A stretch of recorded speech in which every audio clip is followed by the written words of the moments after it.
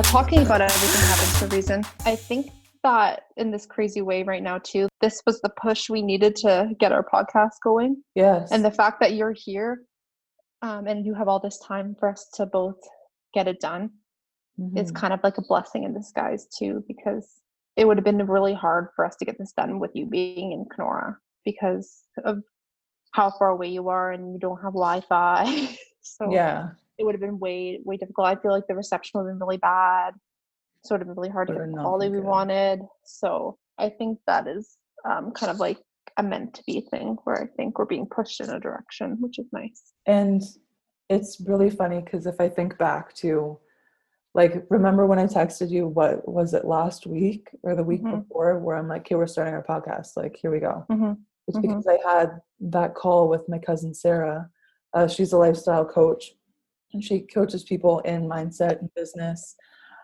And she runs a Facebook community called Forevermore. You guys should check it out. It's awesome, very inspiring. She deals with everything from weddings, mindset. She does it all. I was in her group dabbling. This was probably about a month or two ago, early March. I seen that she was running this masterclass, and it was 3 or 4 days packed full of these very inspirational women from fitness to mindset, emotions, and business. You were able to take whatever classes you wanted to look at. It was just them coming onto Facebook and posting a video, letting us know what they were all about. Naturally, I watched every single one of them and I took notes for every single one of them. And I learned a lot. But I had no idea that this is the start. Like, I had no idea that that was the start of my mindset journey and my just personal journey to get to here, this moment right now. And I'm not done growing. Like, this is just the first stair of where I'm going to end up. This masterclass, I was engaged in it, and Sarah saw that, so she referred me to her Thrive program. And this is a program where I learned how to take a step back and how to listen to what my heart and mind wanted, how to push away all the limiting beliefs, all the fears, and all of those nagging voices in your head that you think are you. All these voices in your head that are telling you can't do something, that's not you saying that. That's something from your past holding on to you, holding onto your shoulders and trying to pull you back. I never realized that these voices in my head were working against me. I thought, oh, that's just how I am. Oh, I'm just never going to be that person that is able to teach or that's able to help people or start a business that I want to or make a podcast. I never believed that that was something that I could do. But with this Thrive program, I was able to identify those limiting beliefs, identify those fears, and learn how to either push them to the side or tame them and acknowledge them and walk with them. Oh, okay. Yeah. See, for you saying that you didn't realize what was holding you back, for me, I knew what was holding me back. Like, I remember vividly the things that were said to me or the things that had been done. I just couldn't figure out how to get past it. I didn't show anyone that. It was really deep inside me. I didn't really tell anyone about it, maybe a few people, but it was just like those little things that were inside of me that I just could not move past, and every day it affected me in its own way, or it just affected a certain aspect of my life where I just didn't even want to deal with it, and I just kept saying, I'll deal with it later, I'll deal with it later, I'll deal with it later. Yeah. And I just never ended up dealing with it because I was just so you make excuses. That, and I just felt, I don't know, it just put me in like a bad place, I guess, where I felt like I was eventually going to get through it. It just wasn't the time, and I just never made the time for me to actually work on it, even though I knew I wanted to and I knew what it was, and I just didn't know how to fix it. So instead of trying to figure it out, I would just be like, oh, I'll figure it out later, I'll do it later. I think the biggest ones in my life I've started to work on, like, I used to have extreme body issues and body image issues, eating issues, a bunch of stuff like that, and that was for about 2 years of my life. It affected every single second of my life. Yeah. Even more than 2 years. My whole entire life it affected me, but it got really bad for 2 years where I wasn't eating anything. I go days without eating. Like, it was just, I was really skinny at one point. Wasn't bulimic, but I would like force myself to throw up. I had body dysmorphia. It was just so bad Mhm. for 2 years. And my whole, that one or two things that were said to me from when I was a kid just followed me right through. And it just kept getting worse and worse and worse, where I was always, it was always on my mind, everything. And then I just, for 2 years broke, or about a year and a half, 2 years, I just broke down and just had a really shitty time. And then I came out of it and started doing it better. Like I started being more active and more healthy, and like biking, going to the gym and doing things like that, which then made me healthier and gain a bit, like a more weight back and muscle and stuff like that. And just my overall mindset changed a lot. And then now it's kind of just trying to get back to just keeping that more healthy lifestyle and stuff. And I really have overcome all the mind and eating issues that I had, which is good.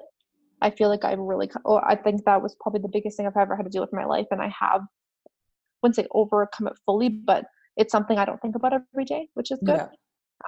So now my biggest thing is just maintaining it and being healthier and healthier and more healthy as I can, like the healthiest I can be, and just keep trying to improve and just keep trying to get to my goals, but in the healthiest way possible. So, Yeah, exactly. mhm, And from mhm. somebody that's seen you from there to To here, now, you can mhm, tell just from your overall like energy that you are a mhm. more confident, more energetic person. Like I'm you more confident supposed now to than I be. was then, Oh, for sure. And I was 100%. skinnier then and everything. I might have looked a little bit better then, but I didn't look good at all at the same time because I was just so, Yes.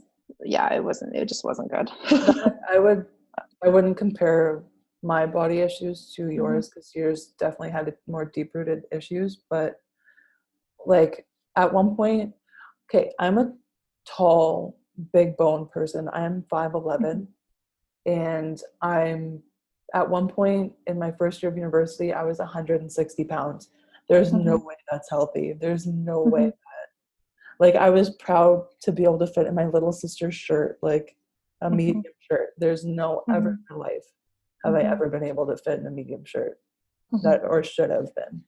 And I look at myself, I wouldn't consider myself healthy. I wouldn't consider myself more confident and or even happier. I would work out every day, every morning and mhm, every night so that I mhm, could drink and binge eat all weekend. mhm. That's not I healthy. remember that too. I remember the things you would make. You would only eat like beans, Quinoa. quinoa, veggies, salsa. It was like Yeah, the randomest, like lowest calorie things you could ever eat. And honestly.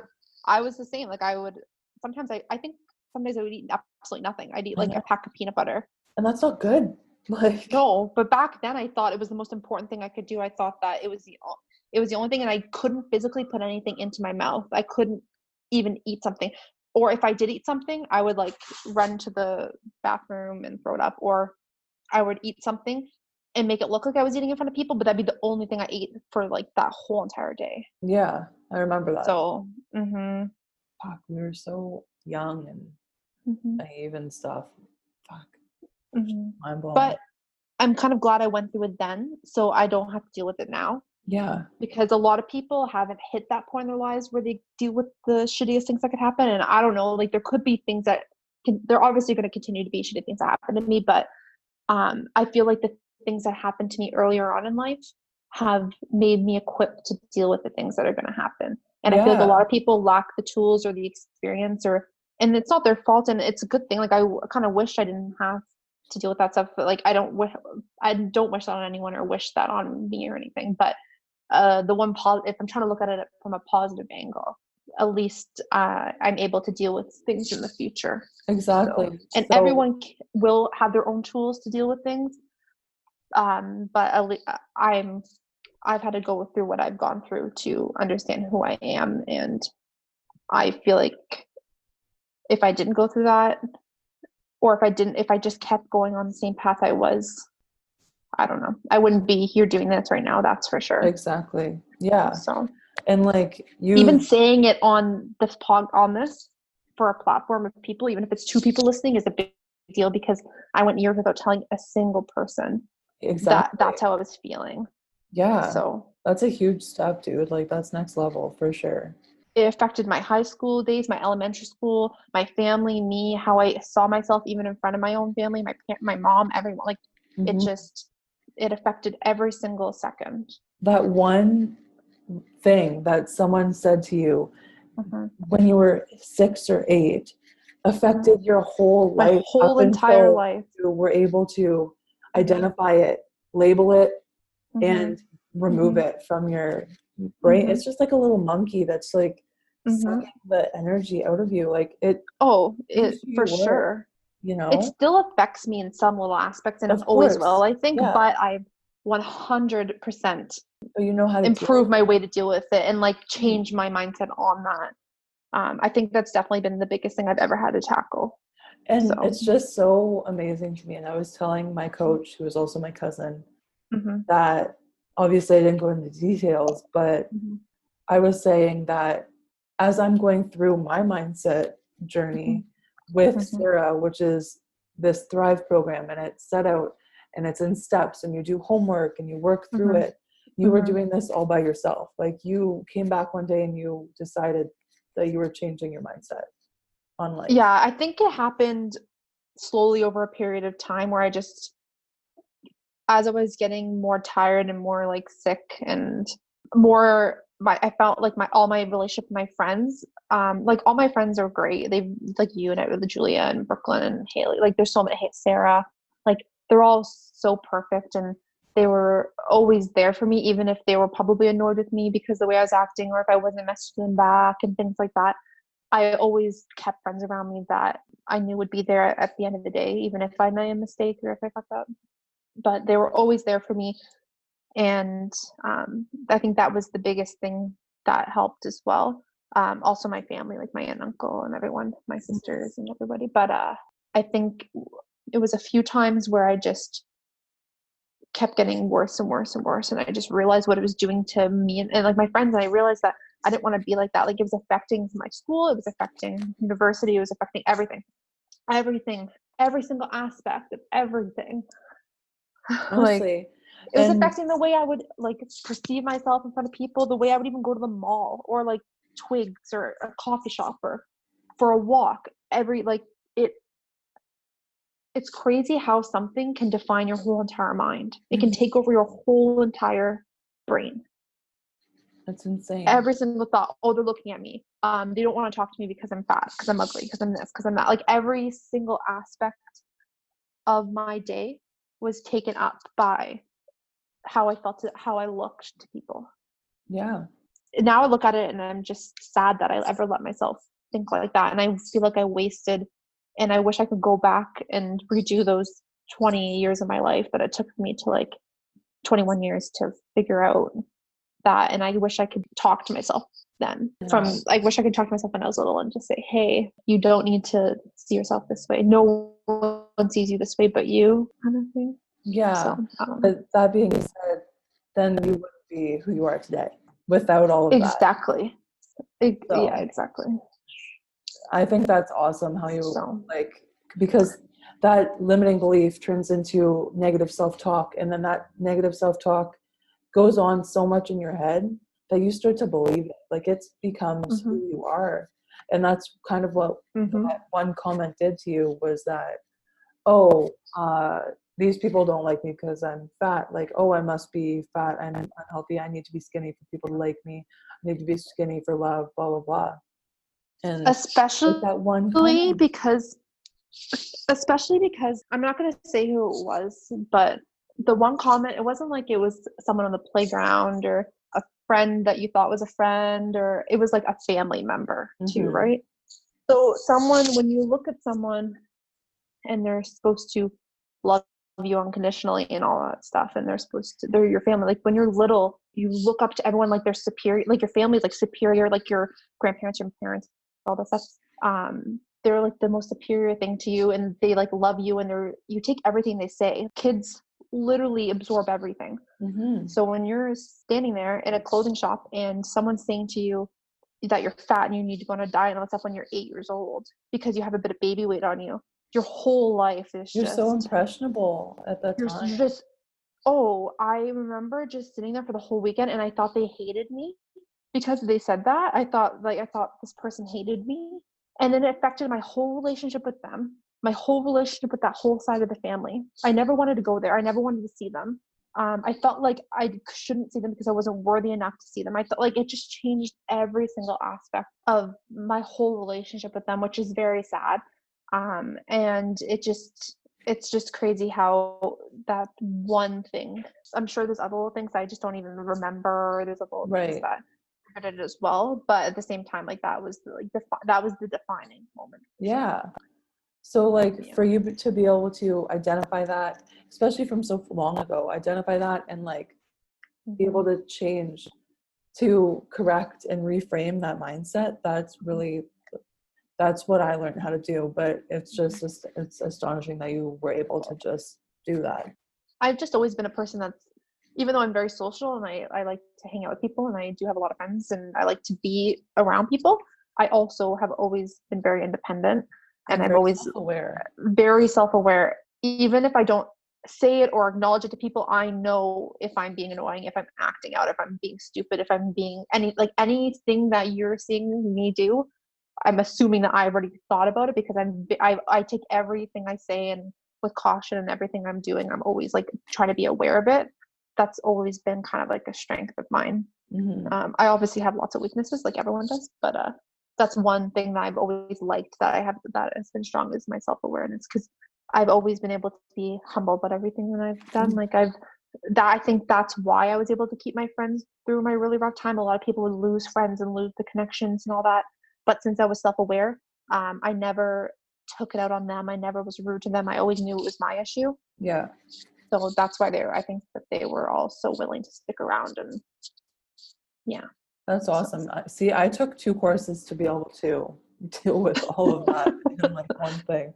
So for the Thrive program, at the end of the day, I was able to remove all of my limiting beliefs. I'm scared of failure. Failure is like the worst thing. But then I realized, I changed my perspective on failure. Oh, it's not something that is possible. Failure is not a possibility because you're always going to get up and continue on. But one of my biggest fears was feeling, it wasn't failure. It was the fear of disappointing my family and the fear that I would never amount to anything. And the fear that I would never use my degree in a field that I felt like I needed to work in for some reason. So when I failed, or sorry, I'm going to change that word. When I was unsuccessful in those certain competitions to get those jobs in the field that I thought I was supposed to be in, I felt like I was failing, and I didn't want to disappoint anybody. When I finally got my park warden position, I was super excited, but it was for all the wrong reasons. I was excited because I got my job in my field. But the reason I love my job is because I get to be outside, because I love being outside. And I've never realized that a job outside was a possibility for me. It's not something when you're young, you're taught really to think of as a career. You're pushed towards like the generic, like 10 different things and like basically told like, that's it at a young age. You're never asked, oh, what do you enjoy doing? What makes you happy every day? It's like, what are your strengths? What are your weaknesses? Do you like science? Do you like art? Do you like literature? You're not taught, like, do you like helping people? Do you like physical activity? Do you like all these little things? Because those are important things. You could really shape someone's life and teach them about the outdoors and being able to start at the bottom of a mountain and end up at the top by doing this job, right? Being like a guide and stuff like that. People really take for granted people that do unorthodox and different jobs like that. Because my favorite part of my park warden position is, well, I enjoy keeping the order. I enjoy making sure that people are following the rules. But my favorite is when campers come up to me, ask me about a trail, and I get to tell them, oh, this trail's good for this trail, it's a little muddy, so if you have proper boots, you're okay. And I like to interact with people. I'm a people person. I never realized that because I was shy, in quotes, but I've never been a shy person. I'm just nervous about saying certain things in certain situations.